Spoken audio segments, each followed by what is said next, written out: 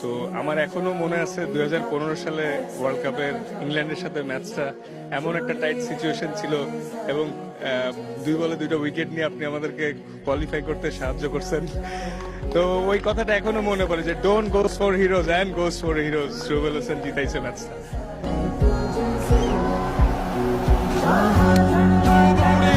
Full and straight.